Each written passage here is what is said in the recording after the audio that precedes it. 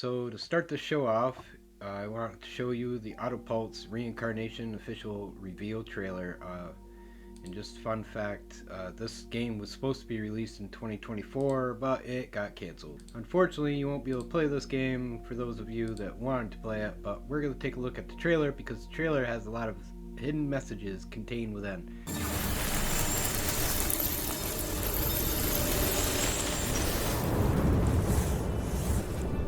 It's only human to hope. I hoped for a world of love and peace. But as darkness silently crawled around, that world was gone without a whisper.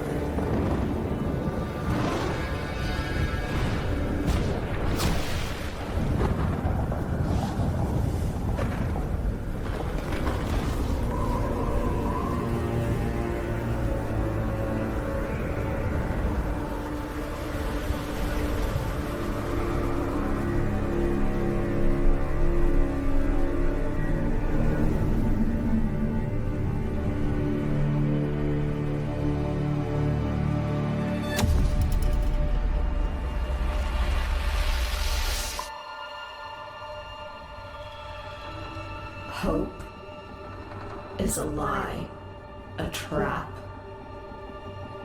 It shackles you, weakens you.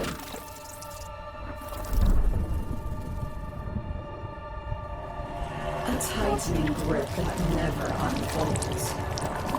But what is hope if not the willingness to sacrifice everything?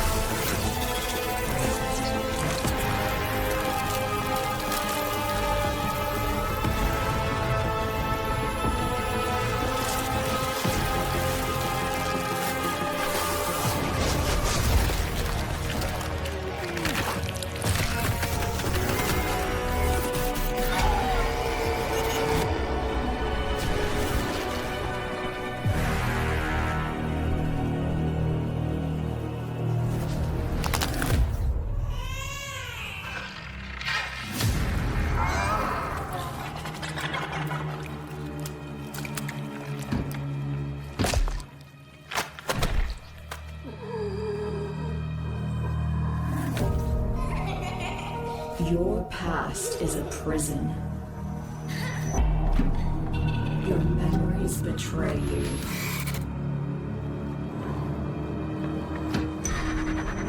And yet your destiny remains unwritten. I choose you, for you are home.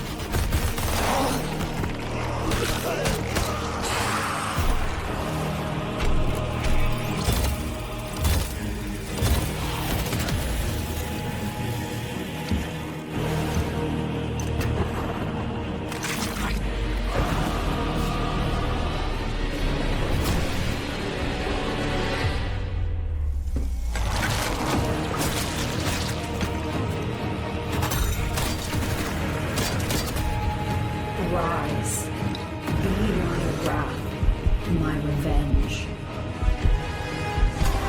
Join me. A new age is upon us.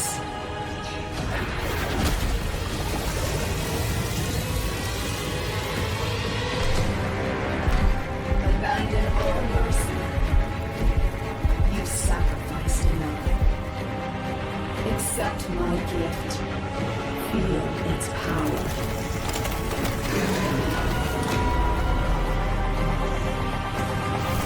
Let us unleash bloodshed and agony. The time for reckoning is now. The humanity you hold dear is failing. Unknown voices from the darkness. We're going to get into all this later in part 2. Now I just want to focus on one particular character, the one that was talking in the trailer. Apparently an apostle, which we'll get into in part 2, but Nada, I don't know. Anyway, she is one of the 12 apostles. Nada is the first among the apostles made by Not with the Sephra of blood. The blood she carries is not only the foundation for making the other apostles, but is also a tool for carnage.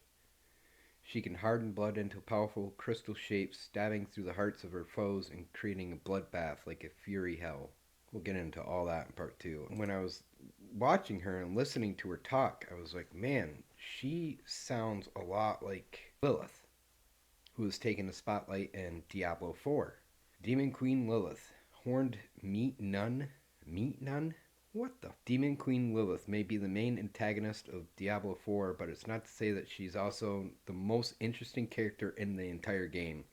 Quite the opposite, in fact. It turns out that a lot of us are really quite interested in what Lilith has to say. Yeah, I'm sure you are. Bunch of heathens running around these days, so why wouldn't you love to hear what she has to say? You see the drape in the background of her, right here? The same thing that we seen in this trailer with Nada.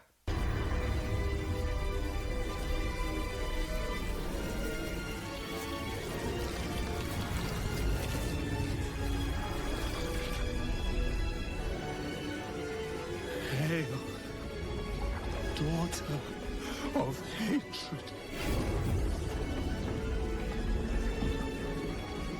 creator of sanctuary.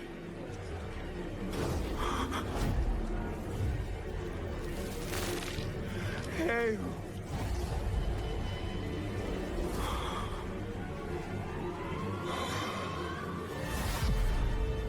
Lilith.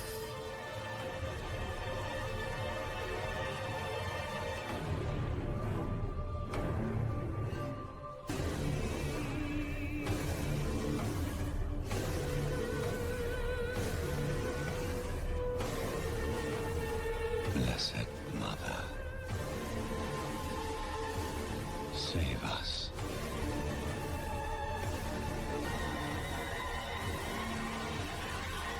Join me. A new age is upon us.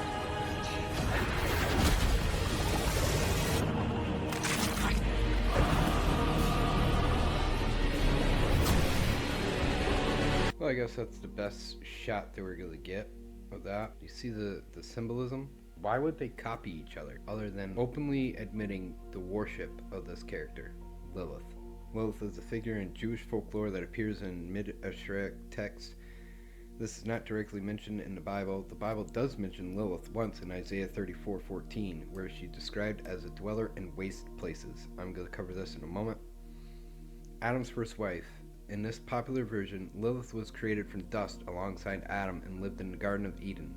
Lilith refused to submit to Adam and fled the Garden of Eden. We'll cover this in part 2, the whole created from dust thing. Lilith's name and personality may come from the Mesopotamian demons called Lilu, which translates to night monster. Lilith is often depicted as a dangerous demon of the night. She is said to be sexually wanton and steal babies in the darkness. Lilith is seen as a symbol of chaos, seduction, and ungodliness.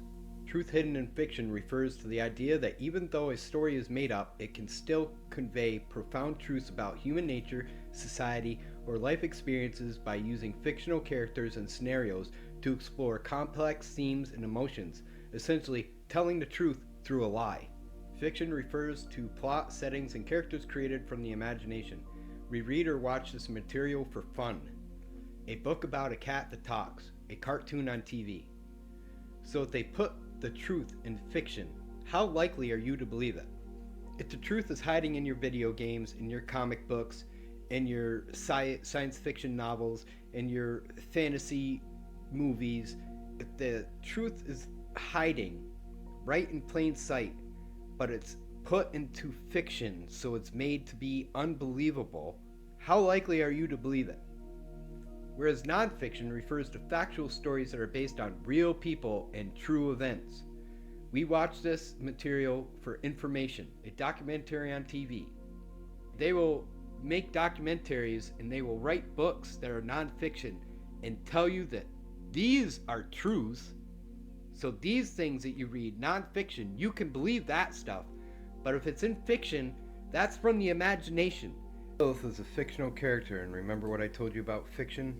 From ancient Babylonian tales, so she goes way back. Of course you would, because all religions stem from Babylon. Why would we not have the same story? The Bible is stolen from all this other stuff. Yes, the Old Testament is the same works regurgitated. The New Testament was from when Christ was on this earth. Either way, Lilith is translated into screech owl in the Bible. The word appears in Hebrew Bible in Isaiah 34:14. This translation may be a reference to the bird-like qualities of the Babylonian she-demon Lilith. Some interpret Lilith as a dangerous demon of the night who steals babies. Others interpret her as a night creature that dwells in desolate places, like the abyss. The myth of Lilith is popular in some feminist movements because it depicts a woman who refuses to submit to male headship. Anyways, this is a screech owl. Now look at right here. These are some images of Lilith. And look, I remember her.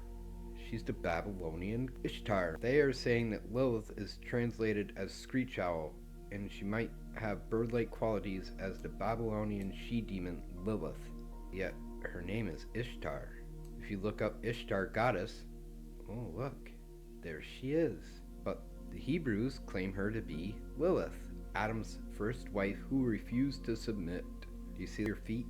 Do you see the owls beside her? I know a lot of owls look like each other. I'm not going to say what that is that's at her feet, but she's standing on some kind of weird creature. Not to mention, look at her feet. And she's got wings. Demon feet. Either people depict them as being hooved or like this, right? I wonder where we get that from.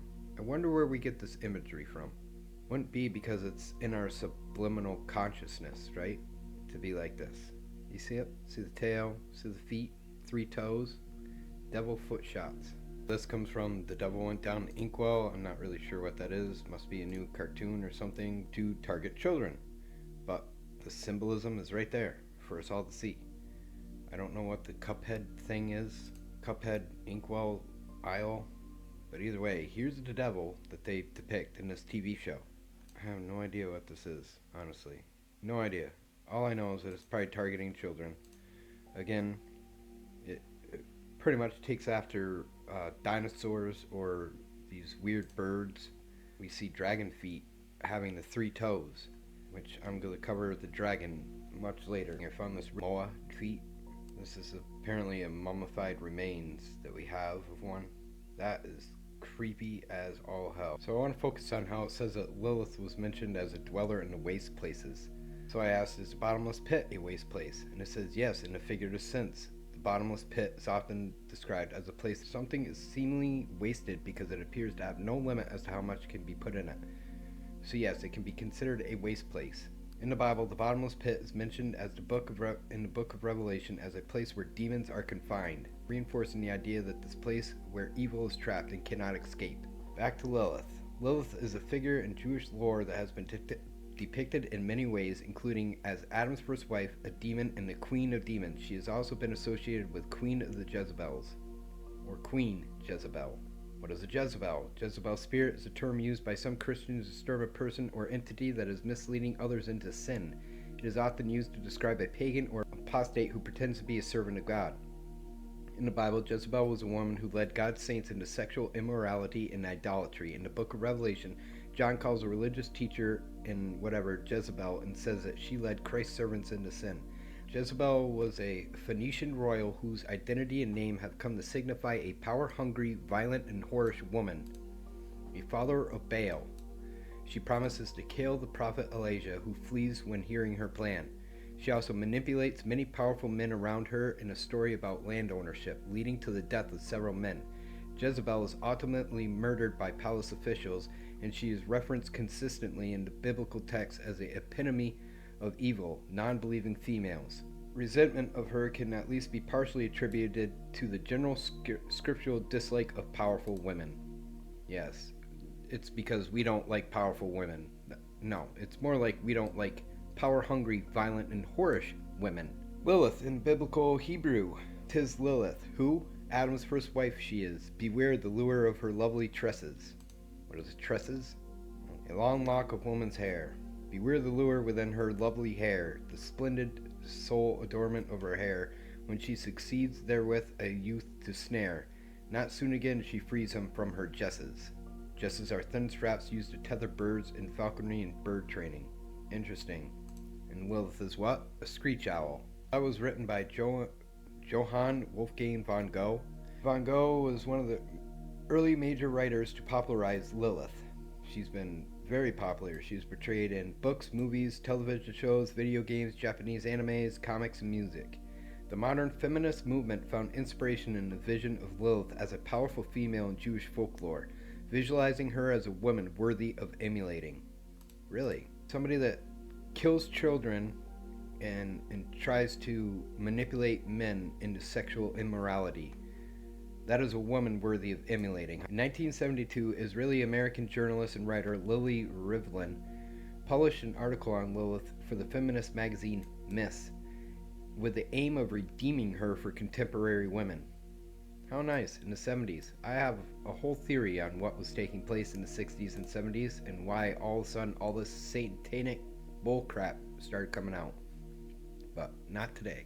The Jewish feminist magazine Lilith, founded in the fall of 1976, took her name as their own because the editors were galvanizing by their interpretation of Lilith's struggle for equality with Adam. Since then, interest in Lilith has grown among Jewish and non-Jewish feminists, as well as listeners of contemporary music by women, as highlighted in the Lilith Affair. As Lily Rivlin writes in her afterword of the book Who's Lilith, 1998, in the late 20th century, self-sufficient women inspired by the women's movement have adopted the Lilith myth as their own.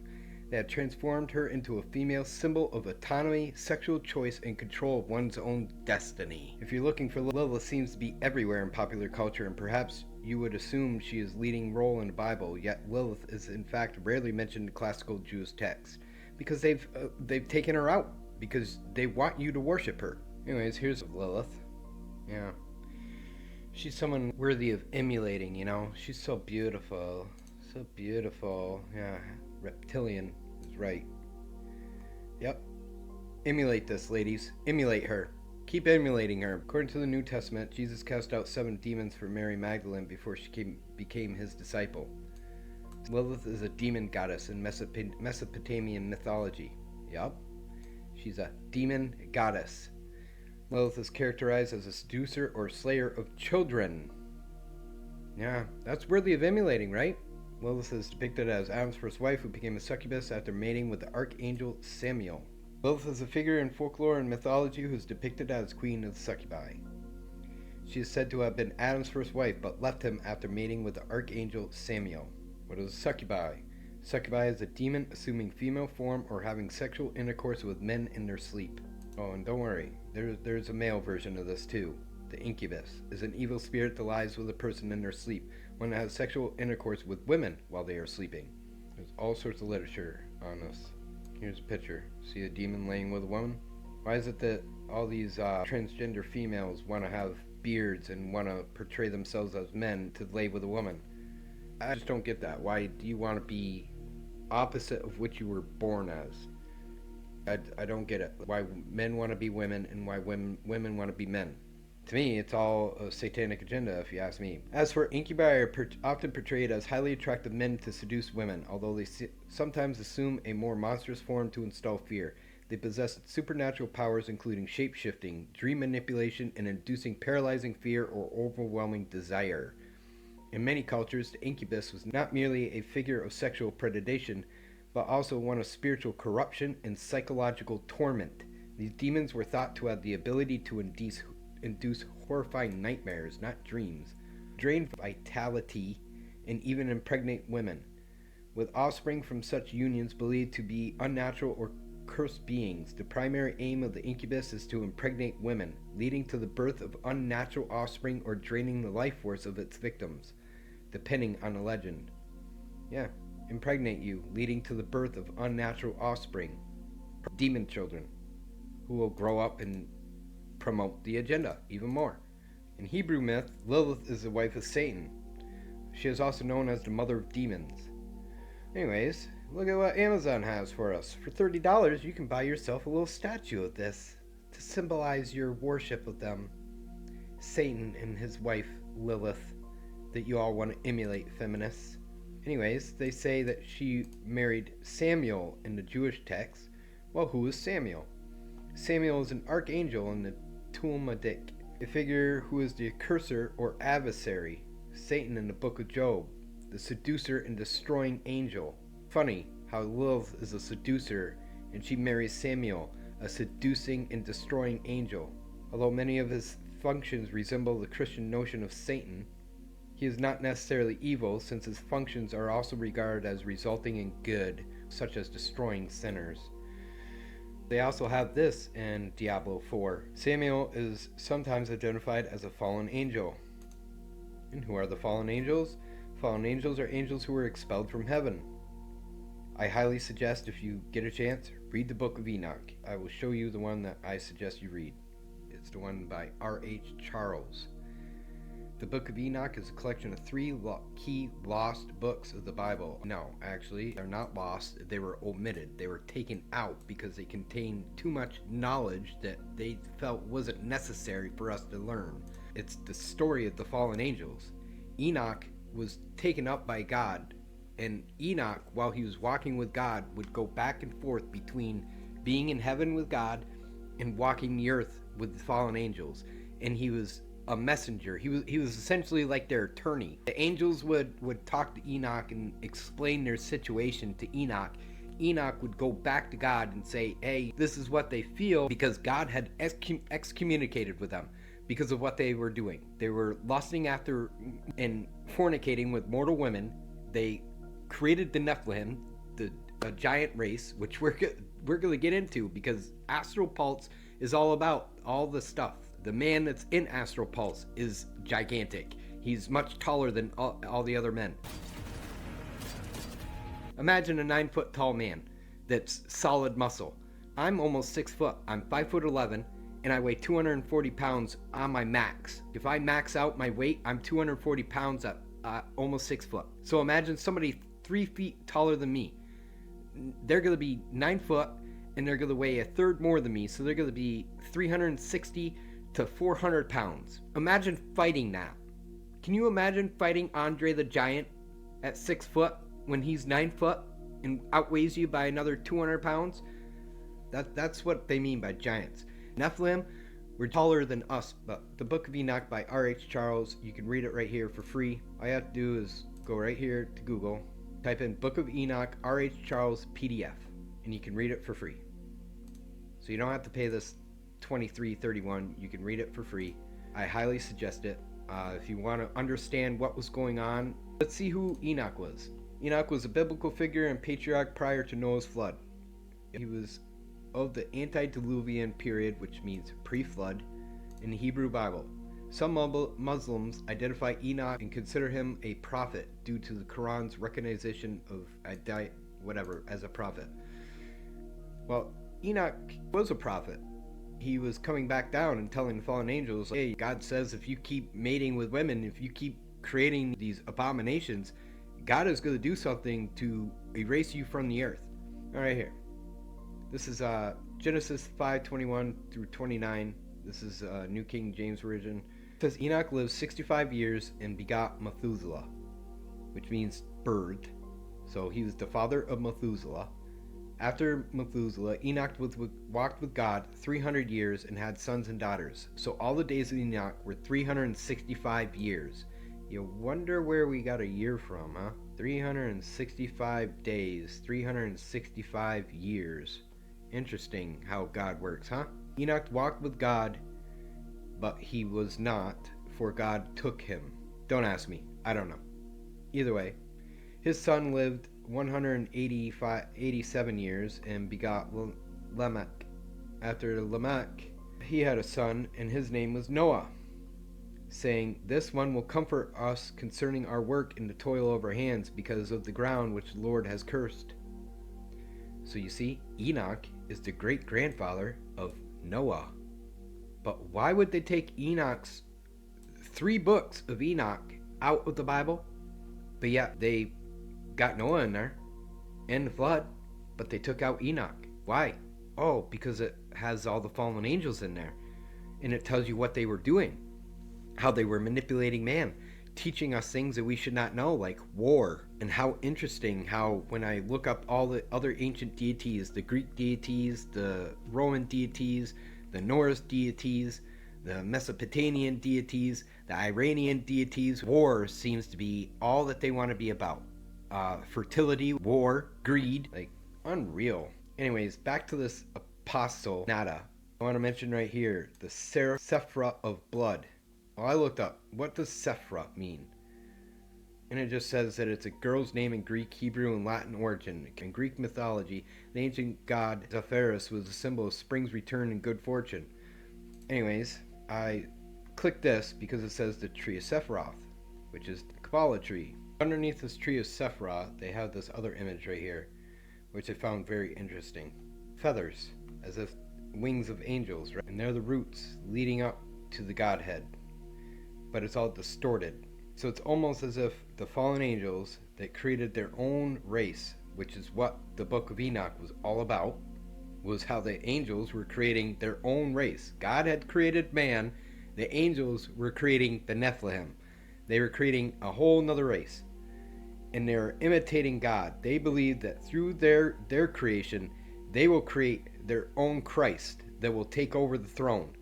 That's why I'm not about the Jews either. I think that the Jews are all part of the satanic cabal. No offense to anybody that's Jewish, but you guys deny Christ. Jewish people deny Christ. For God damn, like. Anyways, back to the Sephra. I thought that it was pretty similar to seraphim. So, and I remember seraphim being celestial beings. The seraphim are celestial beings that appear in Jewish, Christian, and Islamic literature. They're often depicted as having 6 wings and serving as guardians to God's throne. They're sometimes called the Burning Ones. Anyways, back to the Samuel stuff. Remember the husband of Lilith, Satan, whatever you want to call it? Samuel was first mentioned in the Second Temple period and immediately after its destruction.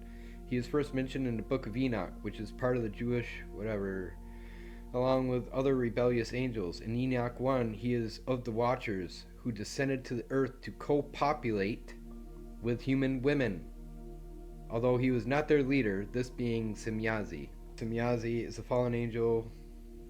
He's the leader of the Watchers. Samuel is apparently one of the ones who wasn't necessarily evil, so obviously he had some contradictions going on. And since his partner was Lilith, I'm going to show you the scene from Diablo 4 as of right now. Do you remember them, Anarius? The whispers of the damned. Words will not save you. So, the soldier returns, and with such purpose. No longer the conflicted soul I left behind. You deceived me. Why, Anarius? What are you truly after? My rightful place is in the heavens. Is that why you seek to destroy all that we created? Sanctuary is an abomination. And our son. I made it right. To satisfy the heavens.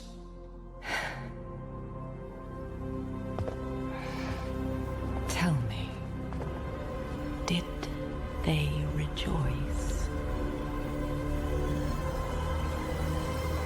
No. They do not want you. We made a choice, and that they can never forgive.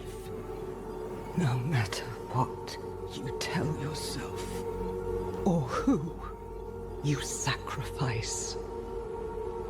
Silence is their judgment. Now back to Samuel in the Greek apocalypse of the Barak. He is a dominant evil figure. Samuel plants the tree of knowledge of good and evil. Thereupon he is banished and cursed by God. To take revenge, he tempts Adam and Eve into sin by taking form of the serpent. Samuel plants the tree of knowledge of good and evil. Well, how does a tree start off? It starts off as a seed. So he planted a seed.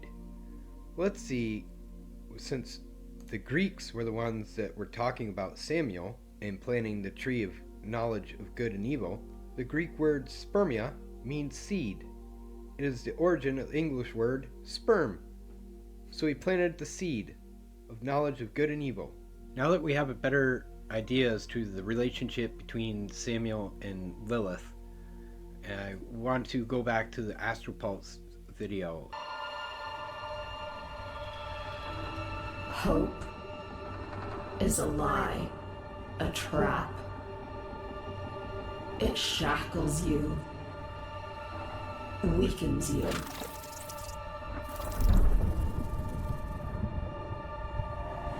A tightening grip that never unfolds. But what is hope if not the willingness to sacrifice everything?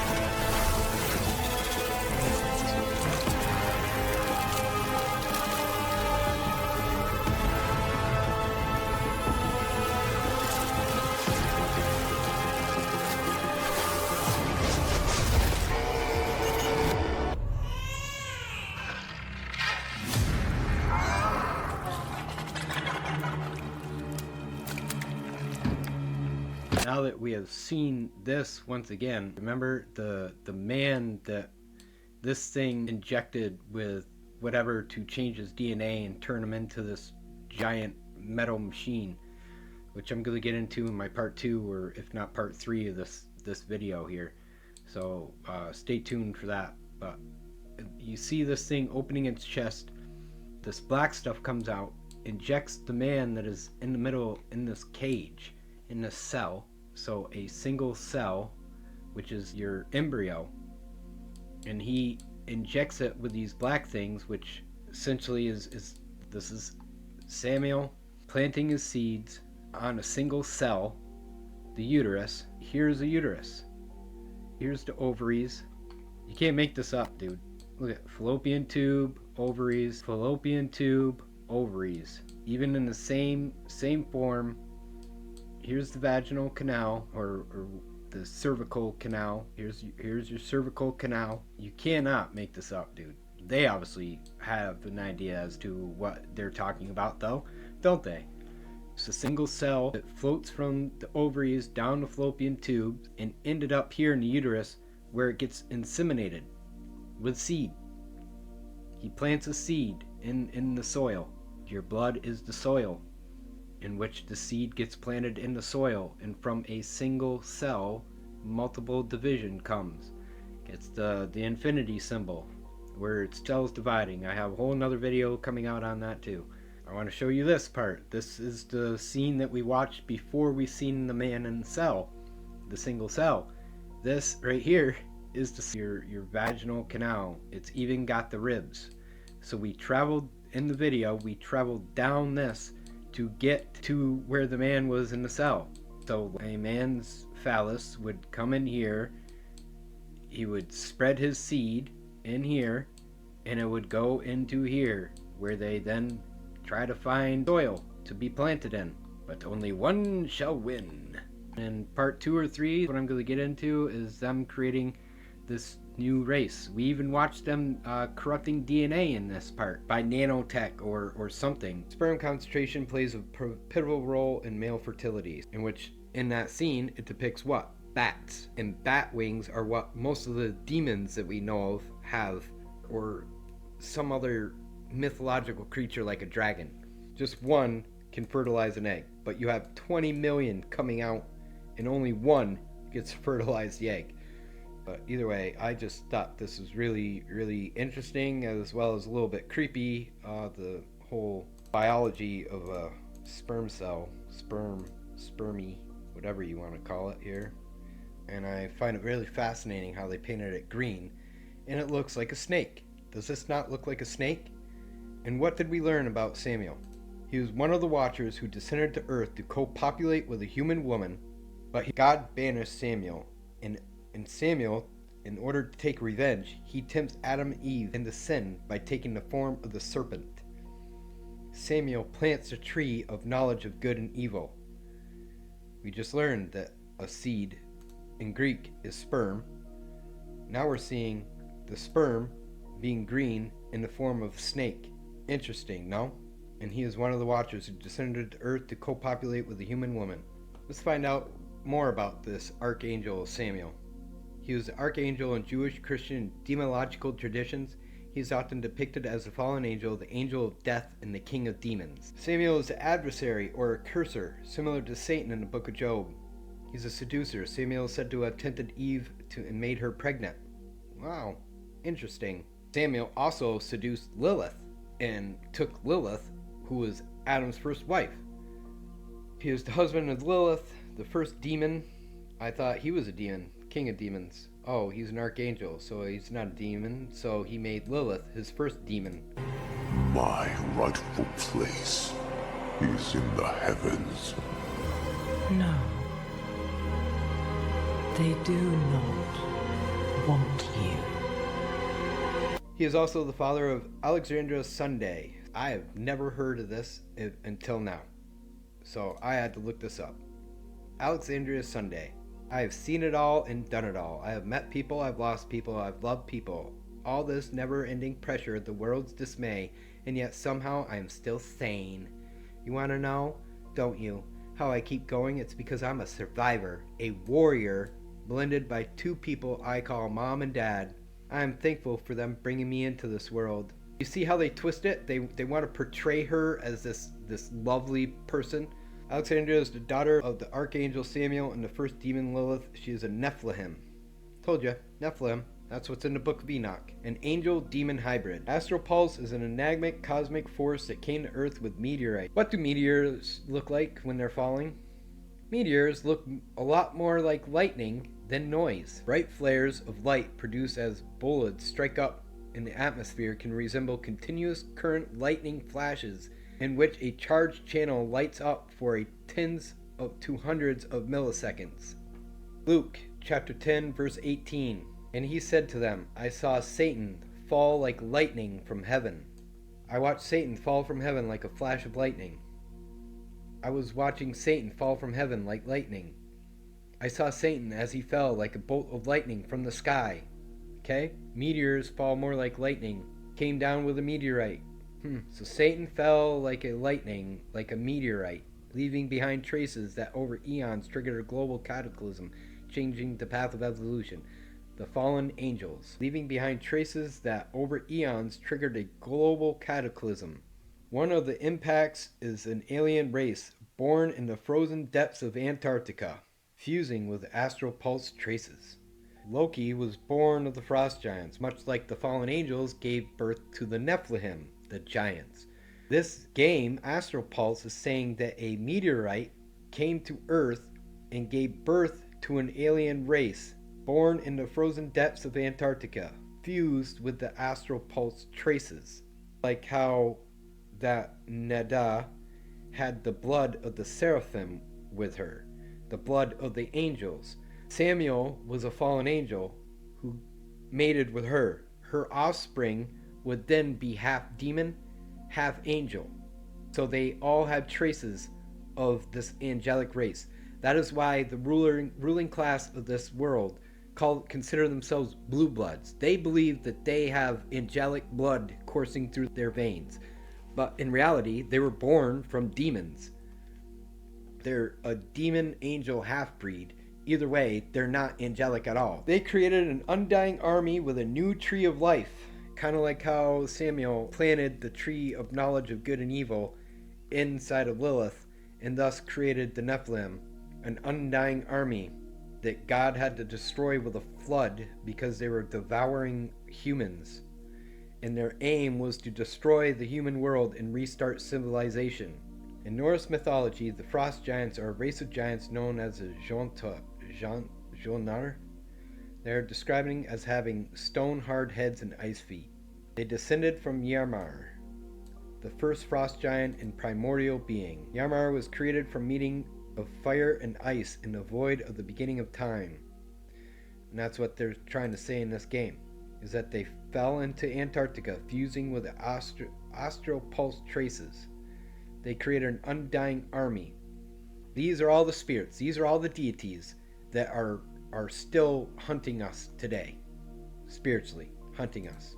Yarmar was a giant who created the world and is the ancestor of all giants. Yarmar was the first living being created when ice from the Nephilim, right there, Nephilim, when the ice of the Nephilim and the fire collided in the abyss. You know what collided in the abyss?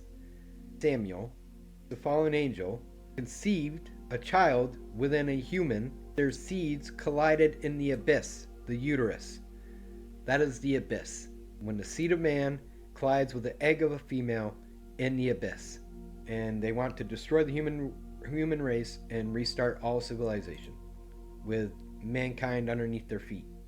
Because apparently these gods created humanity in order for us to serve them. When it was actually God that created humanity, he sent his angels here to watch over us, but instead they manipulated us and used us for their own devices and their own sexual desires. Genesis chapter 6 verses 1 through 7.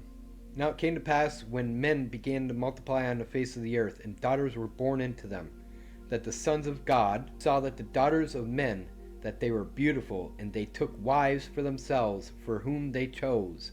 So these fallen angels came down here, lusted after women, human women, saw that they were beautiful and wanted wives for themselves, of whom they chose. Like how Samuel took Lilith from Adam, and there were giants on the earth in those days and also afterward. Well, there's the Nephilim, there's giants in the book, the Bible, but yet Enoch is the one that talks about the Nephilim, the giants, and the fallen angels, yet they removed Enoch from the Bible, but yet the Norse have their own theology on the giants. There were giants on the earth in those days and also afterwards. Those were the mighty men who were of old, men of renown. What does men of renown mean? Men of renown is a phrase that refers to people who are well known and respected for their achievements or qualities. Kind of like the gods, huh? Kind of like all these false deities that all these heathens worship. Genesis 6 refers to a group of men who are descendants of fallen angels and women. And when you go and you look at the images for this, guess what we have? Giants. Giants, giants, giants. The Nephilim. The Nephilim are a group of mysterious beings from the Hebrew Bible, the Christian Old Testament, who are unusually large and strong. Nephilim is often translated as giant. The word Nephilim can also mean the fallen ones from the Hebrew word Nephal, which means to fall. The word Nephilim can be translated to tyrants, which refer to violent men who make a name for themselves. That's why almost all these gods, especially the Norse gods, every single one of them almost has something to do with war. They're a warring tribe because they want to destroy humanity. Humanity had to take up arms to defeat them. David and Goliath. See right here? Here's a Mesopotamian clay tablet. You see the Babylonian cuneiform? This is Babylonian, Mesopotamian cuneiform. Do you see these people? They are looking up. Let's give this person an average height of 6 foot. So you're looking at somebody that is 9 to 10 feet tall. He is looking up at him.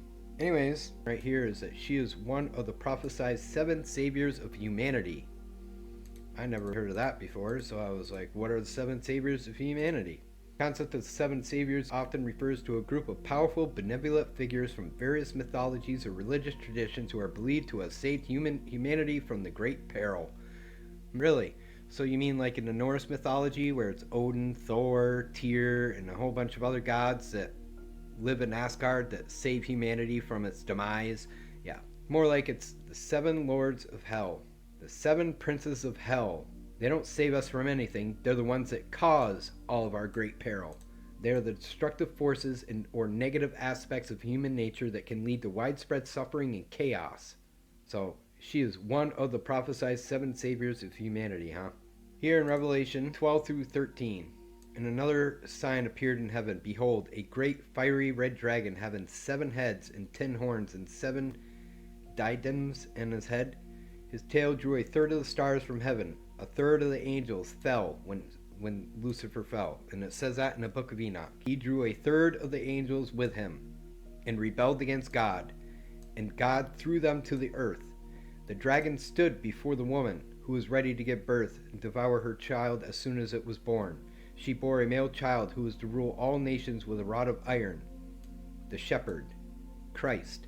War broke out in heaven. Michael and his angels fought the dragon, and the dragon and his angels fought, but they did not prevail, nor was a place found for them in heaven any longer. So the great dragon was cast out, the serpent of old. Samuel, the serpent of old, called the devil and Satan, who deceives the whole world. He was cast to the earth, and his angels were cast out with him.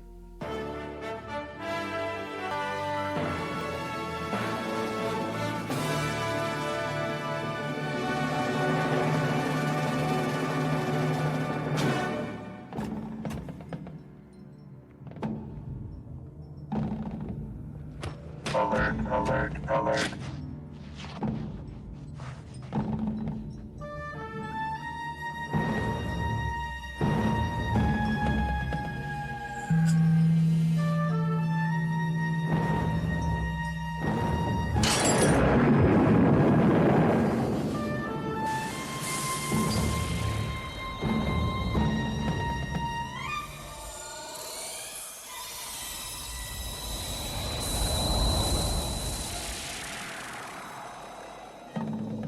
You 3 criminals have been caught in a further act of seditious treason.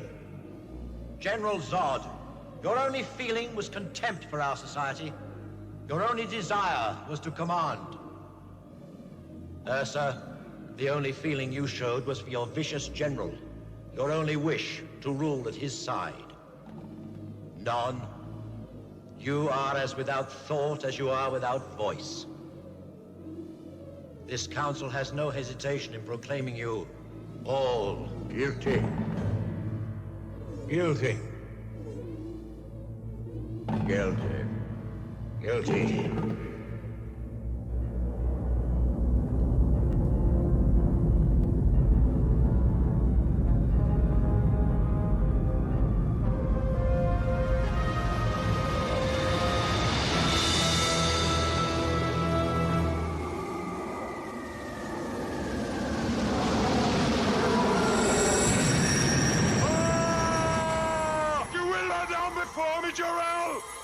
And then I stood on the sand of the sea, and I saw a beast rising up out of the sea, having 7 heads. Well, it just said that we had a dragon here that had 7 heads. A red dragon having 7 heads. A beast with 7 heads. The dragon gave him his power, his throne, and great authority. This is the Antichrist that they're talking about. Now let's read Revelation 17. Then one of the 7 angels who had 7 bowls came and talked with me. So there we have 7 angels. So now we have the good guys. Come, I will show you the judgment of the great harlot who sits on many waters. What's a harlot? A harlot is a prostitute. And what is Lilith? Queen Jezebel. What is this Jezebel in the succubi? The great harlot, so Lilith, who sits on many waters, and whom the kings of earth have committed fornication with. And the inhabitants of the earth were made drunk with the wine of her fornication. Now you see why all this pornography and the prostitution and all this stuff is just gone out of whack since like the 60s. Since Playboy magazine and Hustler magazine and all them have came into our lives, and they've been pushing, since the 70s, they've been pushing Lilith as a savior of feminist energy. You're all drunk with the wine of her fornication. Anyways, mystery, Babylon the Great, the mother of harlots and abominations of the earth. She was drunk with the blood of saints and the blood of the martyrs of Jesus, Yeshua. And when I saw her, I marveled in great amazement. But the angel said to me, Why did you marvel? I will tell you the mystery of the woman and the beast that carries her, which has 7 heads and 10 horns. The beast that you saw was and is not, and will ascend out of the bottomless pit. So he is coming out of the waste space, the abyss. So the waste space that Lilith is known for. Those who dwell on earth will marvel when they see the beast that was and is not, but yet is. Here is the mind which has wisdom. The 7 heads are 7 mountains in which the woman sits. There are also 7 kings.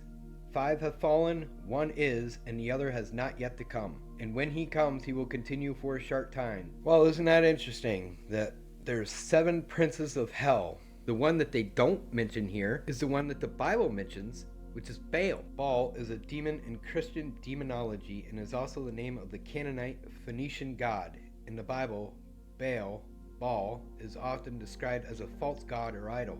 He is the first and principal king of hell, ruling over the east. Baal is sometimes described as Duke of Hell with 66 legions of demons under his command. 666. Oh, yeah. I forgot to show you that. Here is wisdom. Let him who has understanding calculate the number of the beast, for it is the number of a man. His number is 666. Baal has 66 legions of demons under his command. Baal is a name given to several deities, but is most often used to describe the Canaanite Phoenician god of fertility and rain. Baal was responsible for droughts, plagues, and other calamities. They made sacrifices to appease Baal, including burning bullocks, goats, sheep, and sometimes humans, mostly children. If you get into the Bible says that they burn children. Okay? What does Lilith do? Now, I can't really talk about this in my video because it won't get monetized. I mean, I don't even know if it's going to get monetized anyways because of all the content that I have in it. But this, I'm not going to talk about. I can't say these words. All I can tell you is to read the screen. Right here is a symbol of Moloch. If we go back to Baal and we look at images, what do we see? We see this. What do we see right here? A bull. Baal. Bull. Baal. You wonder where we get bull from? The bull. And what are they doing? They got a child in their hands, giving it to Bull, the cow god, the bull. What's really, really messed up is the stories that one of these kings created a statue of a bull, and in the belly was an empty chamber where they would place their humans, and then they would put the fire underneath the belly of the bull, and these trumpets right here, like they're holding, they would have those inside the bull's nostrils going down into the belly and protruding out of its nose, so that way when their human was screaming in agony, they would be able to hear it. That is how sick and demented this is, and this is how far back it goes. It goes back all the way to Mesopotamia, Babylonian era, if not before then. There was Mesopotamia, then Babylon, and the Canaanites. The Canaanites were the children of Cain. Cain was cursed by God for killing Abel, and because he was fond of Samuel. But the reason why they target children right here is because Christ said that people must become like children to enter the kingdom of heaven, which means you must humble yourself, be as sincere and obedient before you become egotistical, before you became rebellious in nature. As soon as we become teenagers and we start adapting our ego, which gets into the whole heart thing, which I'm going to explain in part 2, but if you break a man's heart, you break his mind. And when you have your heart broken because darkness somehow took advantage of you, because something that was dark hurt you, you grew an ego, and the ego tells you in order to defend yourself against the darkness, you have to be darker than the darkness that hurt you. So in order to have a one-up over the darkness, we become the biggest demon that we know. In order to enter heaven, you must humble yourself, and you must strip yourself of your ego. Which, tell you what, it took me a long time. It took me a long time to figure all that out. Anyways, back to these 7 princes of hell. We just got over Baal. Now let's do Mammon. Is a demon of greed and the prince of hell in Christian mythology. The word Mammon comes from the Aramaic word which means money or material wealth. So this is where all these people that sell their bodies on the internet that they can gain material wealth because they're trying to fill the void. Because of their lustful nature, they will never acquire true love. And that's because they deny God and they deny God's love. Mammon was sometimes depicted as the seductive god of riches, who was conflated with the Greek god Pluto. Mammon with greed and made him one of the 7 archdemons. Next one we have is Asmodeus. Is a demon king. Asmodeus is the primary antagonist who kills the husband of Sarah on their wedding night. Sounds like Samuel, who stole Lilith from Adam. Asmodeus is a king of the Shittim and says that Solomon captured him and forced him to work on the first temple of Jerusalem. If you read the literature on Solomon, Solomon was like Christ. He could banish demons back to the abyss, but he would capture them and keep them contained, because as long as they were contained on this plane, they can't reincarnate. They can't come back and do more harm.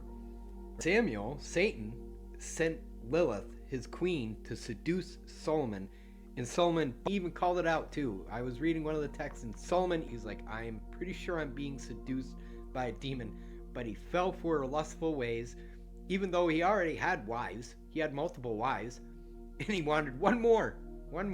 Well, guess what? After he was done fornicating with her the first time, that was when he realized she stripped him of his power to expel demons. That's what she did. When he slept with her, she stripped him of his power. Anyways, back to Asmodeus, Osmodon in Diablo 3. Osmodon. So all they did was they switched up the letters and made him a fictional character. Asmodeus, the demon king. Osmodon, the lord of sin and the lesser evil of burning hells, was one of the last great evils to be trapped in the black soul stone.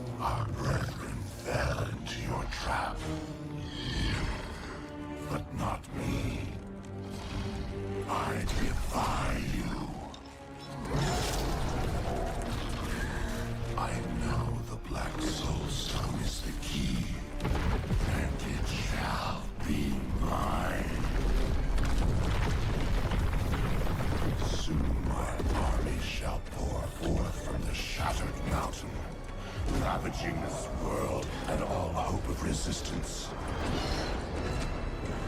My minions will find the stone, wherever you choose to hide it. Then, at long last, Osmodan shall reign as the prime evil.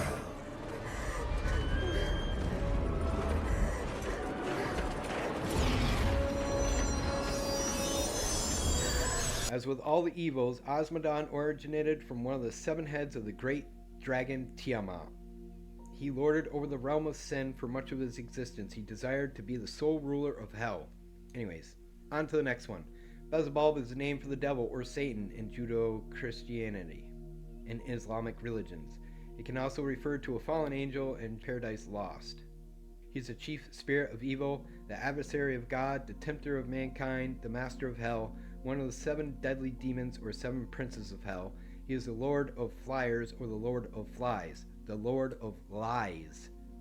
Okay? They say the Lord of Flies, but they meant the Lord of Lies. Old Nick? So you mean Saint Nick? Yeah, I have a video coming out next Christmas, all about Christmas and old Saint Nick.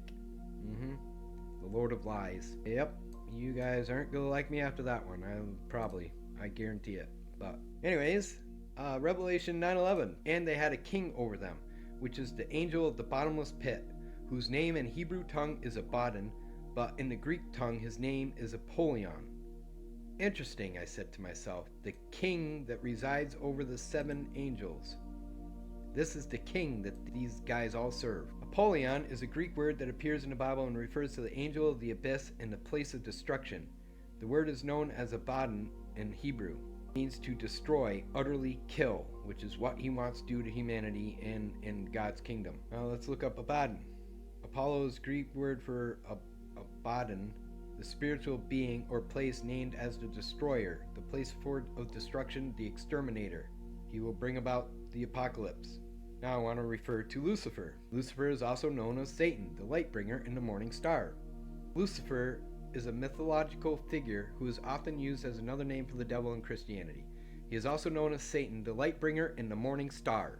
Well, when I was doing my research on the Christmas stuff, that's when I started doing research on Apollo, the god of many things, including music, healing, and the sun. He was one of the main 12 gods who lived on Mount Olympus. Was Apollo known as the light bringer? Yes, Apollo is known as a light bringer in Greek mythology. Well, that's interesting. So there's one down. He's a light bringer. Next. Was Apollo known as the morning star? Yes, in Greek god, Apollo was sometimes called the morning star when he appeared in the sky before sunrise. Lucifer was a male figure who carried a torch and was often described as a herald of dawn. The herald of dawn. Apollo, dawn of the sun, refers to the Greek god Apollo, often depicted as a personification of the rising sun, signified by the beginning of a new day. Essentially, he is seen as a god who brings the dawn. Interesting. Described as the herald of dawn, Lucifer, because he tries to imitate the Son of God, Christ. Christ is the Son of God, and Lucifer tries to imitate that by being a sun god, Son of God. According to religious teaching, Satan attempts to imitate God because he wants to deceive people by creating false versions of God's goodness and power, essentially trying to mislead people away from the true divine by offering a twisted, tempting alternative, often exploiting human desires and weaknesses to achieve this goal. This is often referred to him as being the great imitator, the great deceiver. He is so good at deceiving that he deceives himself. He has deceived himself by believing that he can achieve this goal. Anyways, alright, on to the fourth deity. So number 4 out of 5. I can't even say his name, and I'm not trying to either. He is the demon associated with one of the 7 deadly sins. According to religious tradition, he helps people make discoveries. Where do you think the inventor of the internet got his idea from? Where do you think the person that created the first computer got their idea from? And in part 2 of this, I'm going to talk about AI and all this symbology. So this deity right here, he seduces people by proposing incredible inventions that will make them rich. But it also helps these demons come into our existence, which we're going to get into in part 2. So stay tuned for part 2. Belgor is the main demon of the deadly sin known as sloth in Christian tradition. So procrastination, sloth. So when you're procrastinating and you're having trouble doing things that are productive to your life, they will slow you right down by distracting you, giving you procrastination. And I'll tell you what, doing all this stuff, trying to expose all this, I have suffered so much distraction, procrastination. It's just crazy. The anonymous author of the Laura tract, the Latrin of Light, however, believed that he was the embody of the sin of gluttony rather than sloth. Well, he's probably both, honestly. And gluttony is where you want to consume. So materialism. Anyways, on to our last deity, Leviathan. He's the last one that we're going to talk about today. Leviathan is a sea serpent demon that appears in Jewish folklore and Christian theology. He also appears in Norse theologies. It is often depicted as a powerful, untamable creature. Leviathan is described as a sea serpent, a dragon, snake, crocodile, or whale-like animal. Job 41.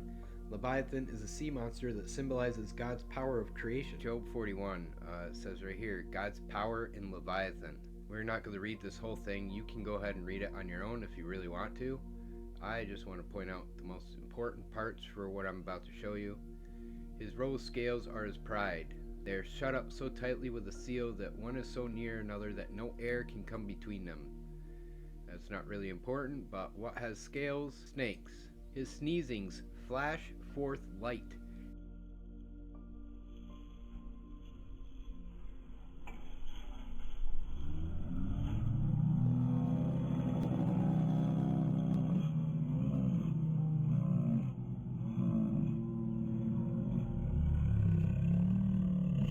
his eyes are the eyelids of the morning. Out of his mouth go burning lights. Sparks of fire shoot out. Smoke goes out of his nostrils.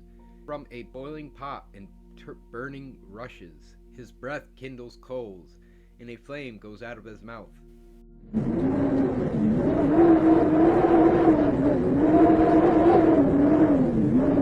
The folds of his flesh are joined together. They are firm on him and cannot be moved. His heart is as hard as stone. When he rises himself up, the mighty are afraid. Because of his crashings, they are beside himself.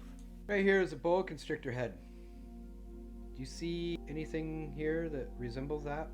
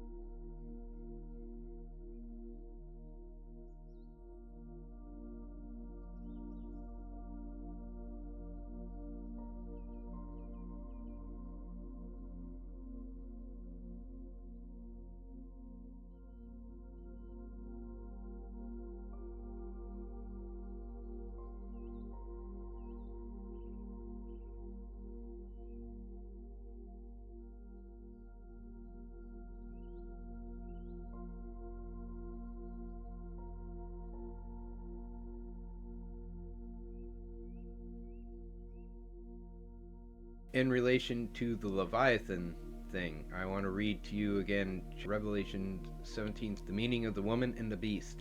And the angel said to me, "Why did you marvel? I will tell you the mystery of the woman and of the beast that carries her, which has 7 heads and 10 horns. Here is mind, which has wisdom. The 7 heads are 7 mountains on which the woman sits. The beast which the harlot rides, the whore of Babylon, has 7 heads, which are 7 mountains." Okay? Watch right here. There's 1, 2, 3, 4, 5, 6, 7. And would you guess what these are? There's 7 of them. And each one of these are a volcano. A massive volcano, in fact. Which I am going to do a whole nother video on. So, for right now, I'm showing you these so you have an understanding. I am going to go in depth in each one of these. Look at that crater. Massive volcanoes. And what was Leviathan? Remember it said, "His sneezings flash forth light. Out of his mouth go burning lights. Sparks of fire shoot out. Smoke goes out of his nostrils, as from a boiling pot and burning rushes. His breath kindles coals, and a flame goes out of his mouth."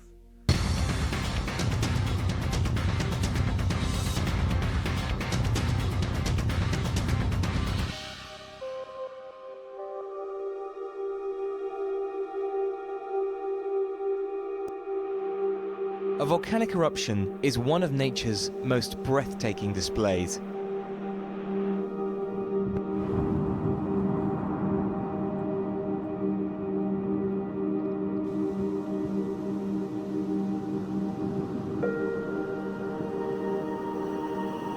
Add lightning to the mix, and you've got one of the most spectacular phenomena known to man: volcanic lightning.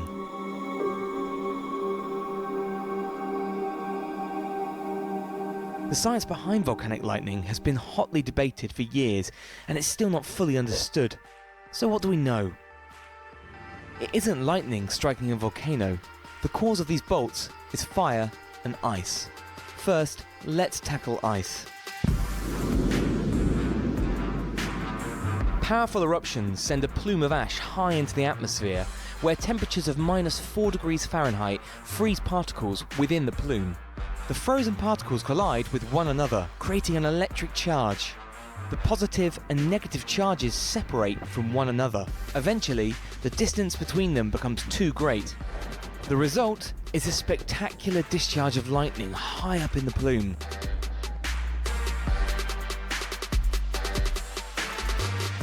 But what about the lightning at the mouth of the volcano? Ice can't possibly form in this extreme heat, but the breaking rocks around the mouth and ash particles within the plume are capable of creating huge amounts of static electricity, rubbing together in the same way particles do when they freeze, creating lightning. So what you're seeing is actually a volcano making its own lightning.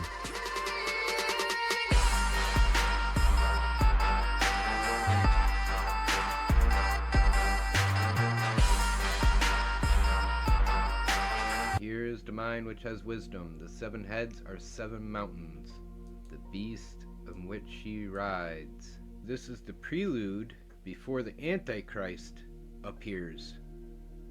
This is Revelation 8.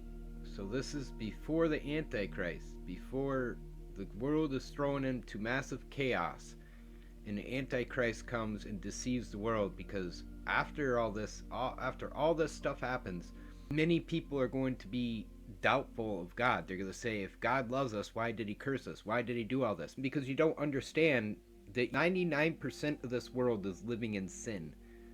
And you don't bother to repent. You don't bother to turn from your ways. So yes, all this was prophesied to come about. Start focusing on cleansing yourself of purging yourself of the evil, the darkness. Because this stuff is coming. And I'm going to show you all that in my following videos.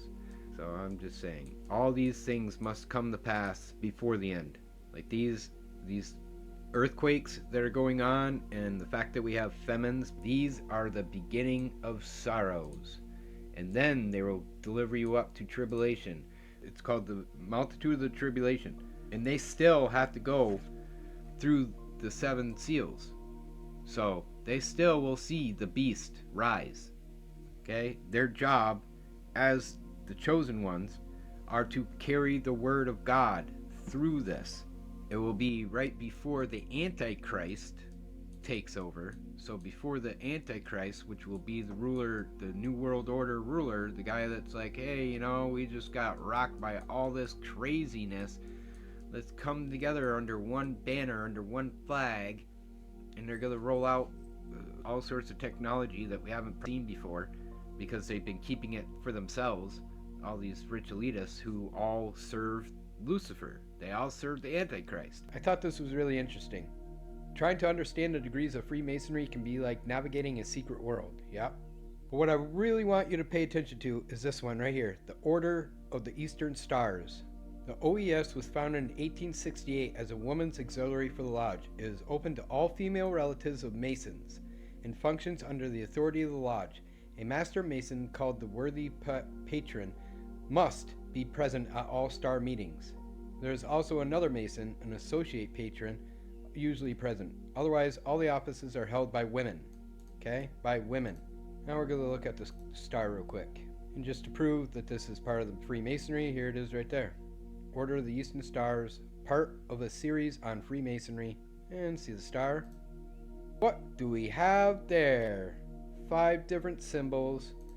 And it says right here that the depiction is of an inverted pentagram with a goat's head, paired with 5 Hebrew letters at the pentagram points. First appeared in the 1897 book, not even going to try and say that, by a French occultist. Here's him. He was a Rosicrucian. We're going to get into that in a second. The Hebrew letters spell out Leviathan, the ancient serpent from the biblical chaos comp. It is the mythological void state preceding the creation of the universe in an ancient Near Eastern cosmology and early Greek cosmology. It can also refer to an early state of the cosmos constituted by nothing but undifferentiated and distinguishable matter. Yeah, the chaos, the darkness.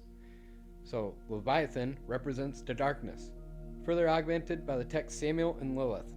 The Rosicrucian is a member of a secret society that claims to have esoteric knowledge and wisdom passed down from ancient times.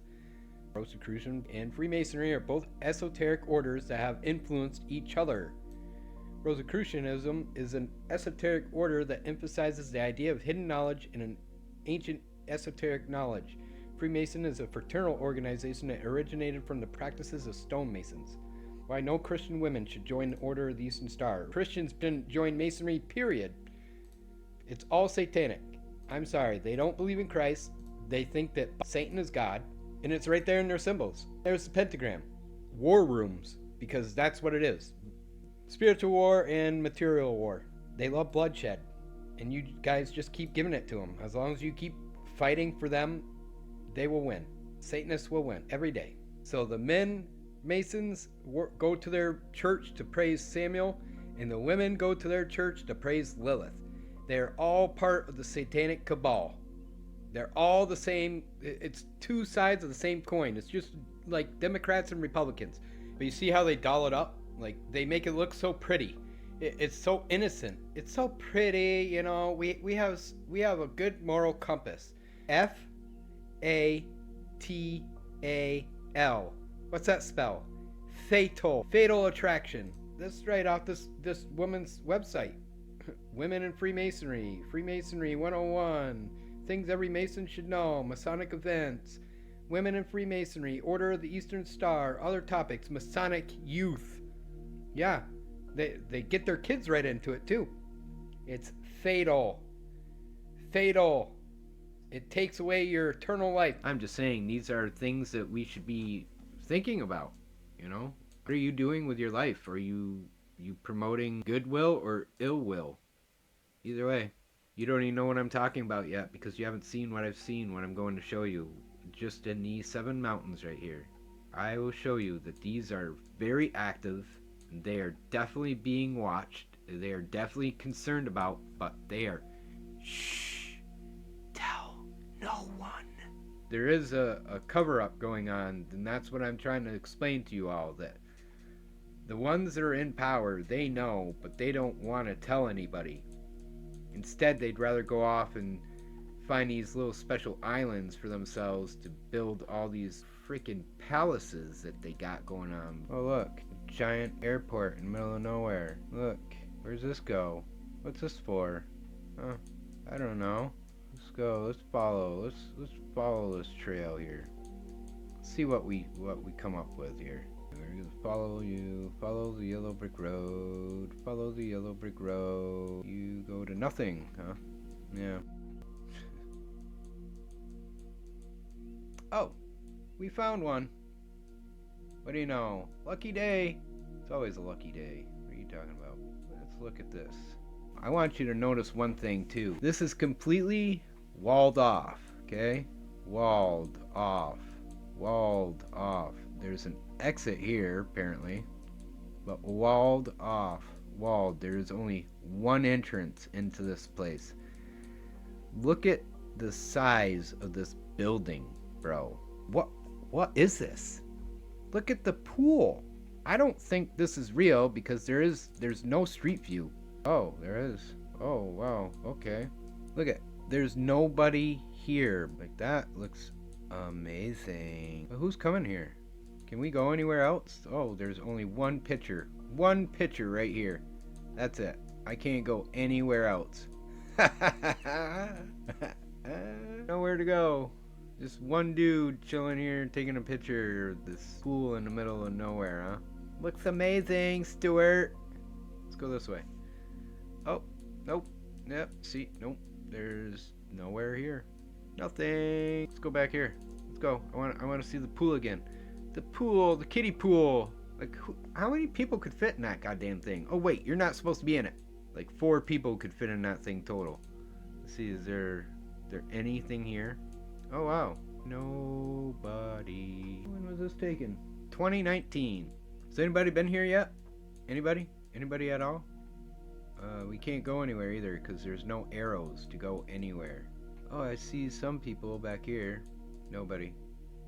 Why would you spend all this money, all this time to build such a mega structure and in the middle of nowhere? Look at, you zoom out, there isn't a town, a village, a city, there's nothing. There's a construction site, so that's probably where all the construction vehicles came to work on this megalith.